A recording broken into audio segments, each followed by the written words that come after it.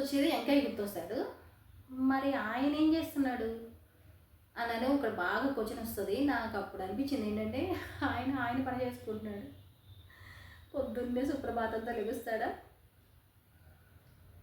నైవేద్యం తింటాడా, కళ్యాణోత్సవానికి వస్తాడా, తర్వాత వసంతోత్సవానికి వెళ్తాడా, కళ్యాణోత్సవం నుంచి డోలోత్సవానికి వెళ్తాడా, తర్వాత వసంతోత్సవానికి వెళ్తాడా, తర్వాత వాహన సేవ, తర్వాత సహస్ర దీపాలంకరణ సేవ, తర్వాత ఏకాంత సేవ. ఆయన్ని చూసి మనం కూడా అదే నేర్చుకోవాలి.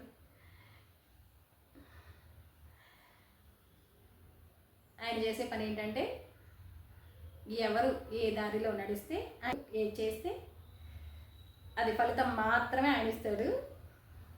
కాకపోతే అడుగులు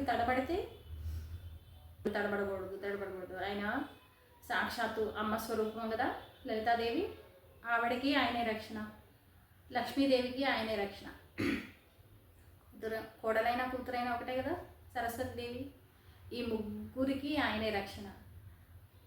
ఆయన్ని మనం కూడా మాట పని తడబడకూడదని ఆయన్ని రక్షణగా పెట్టుకుని 24 గంటలు ఆయన్ని అడుగుతూ ఉంటే మన అడుగులు మన మాటలు తడబడకోకుండా కూడా ఆయన రక్షిస్తాడనేది నా అనుభవం.